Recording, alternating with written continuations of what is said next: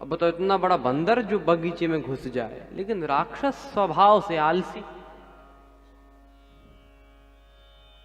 अरे वो बंदर आ गया बगीचे में। दूसरे ने कहा, अरे ऐसे बंदर तो आते ही रहते। हनुमान जी ने तब तक फल खाए ऐसे। अरे ये बंदर फल खाए ले रहा है। अरे एक दो खाएगा, खाए को बैठो। तब तक तरु तोड़ने लगा, पेड़ उखाड़ने लगे।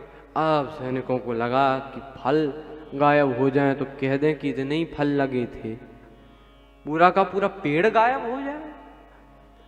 तो क्या कर रहे हो? हनुमान जी से कहा। हनुमान जी बोले, तुम्हारी प्रतीक्षा, आओ। एक एक को देखा, कुछ को छोड़ दिया, गए।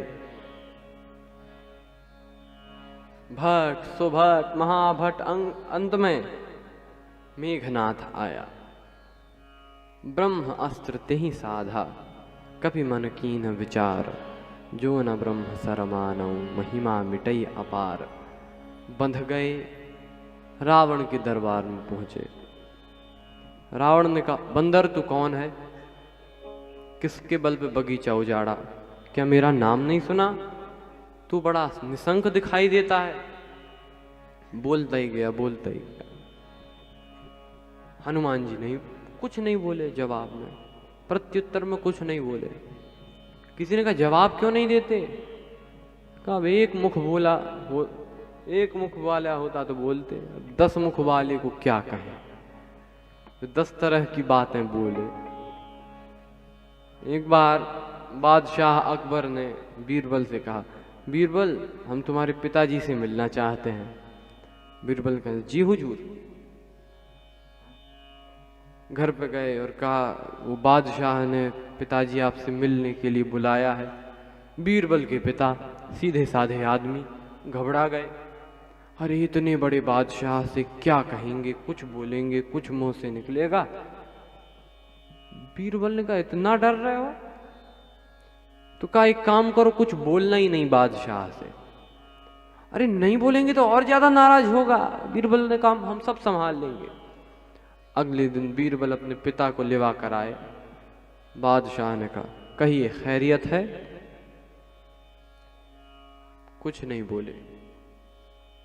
किसी से कुछ झगड़ा हो गया? वो तो घर से ही पढ़ के आए थे। कुछ नहीं बोलना। कुछ दिक्कत है तो बताइए। कुछ नहीं बोले। जब बादशाह खींच गया तो बीरबल की ओर देखकर बोला, बीरबल किसी मूर्ख से पाला पड़ जाए तो क्या करना चाहिए? किसी मूर्ख से पाला पड़ जाए तो क्या करना चाहिए? बीरबल बोले, हुजूर जो हमारे पिताजी कर रहे हैं, यही।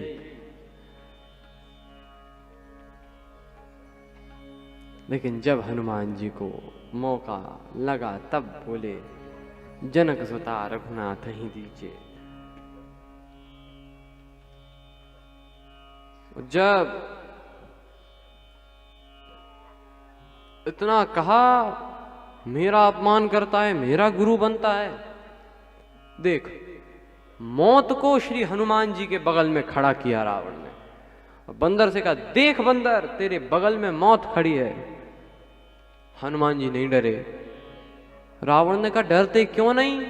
मौत तुम्हारे बगल में खड़ी है। हनुमान जी बोले, मौत हमारे बगल में खड़ी जरूर है, देख तुम्हें रही है।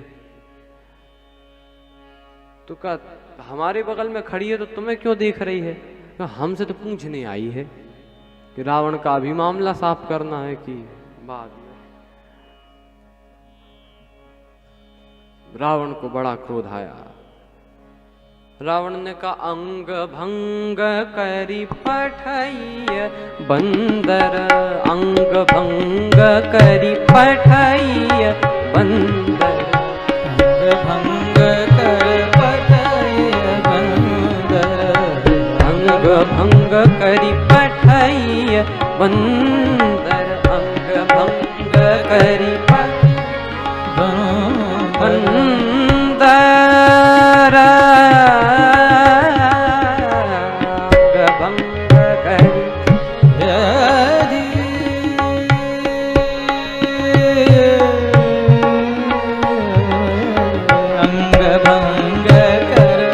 प म प द नि सा द प म रे सा अंग भंग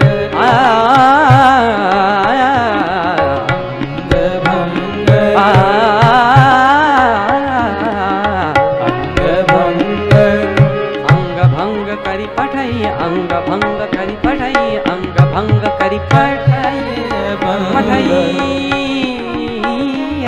बंदर अंग भंग करी अंग भंग करी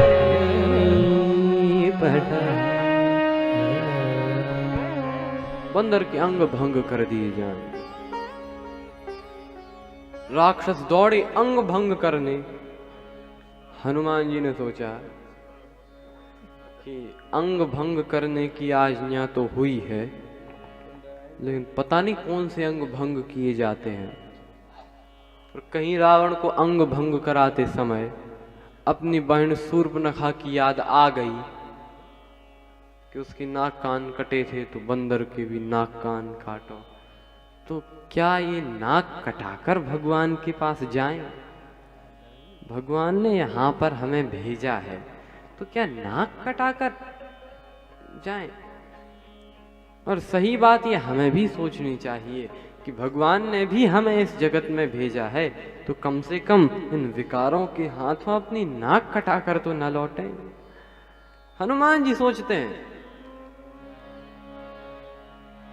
कि क्या करें।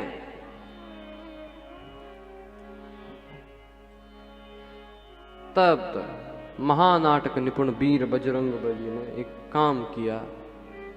अपनी पूंछ को लिया, उठाया, चूमा, सिर से लगाया, फिर रख दिया। यही करें। इतना सुनते ही रावण समझ गया, बोला कपि के ममता पूंछ पर, सबई कहूं समुझाए, लेकिन अभी भी मुसीबत। क्यों? रावण ये भी तो कह सकता है कि एक तलवार मगाई के पूंछ देव कटवाए। तो सरस्वती जी की प्रार्थना की, माई भगवती शारदा, माई भगवती शारदा, शारदा माई भगवती शारदा, शारदा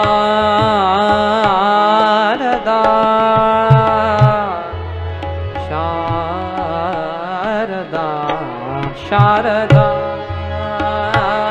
माई भगवती शारदा, शारदा माई भगवती शारदा।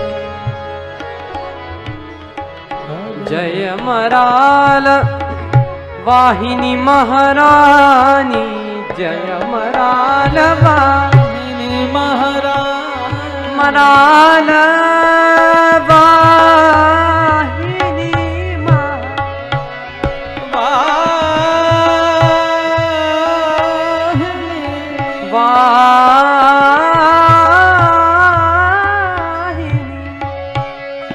वाहिनी महारानी, जय मराल वाहिनी महारानी, बीना पानी सकल गुण खानी, बीना पानी सकल गुण खानी, भक्ति विमल वरदा,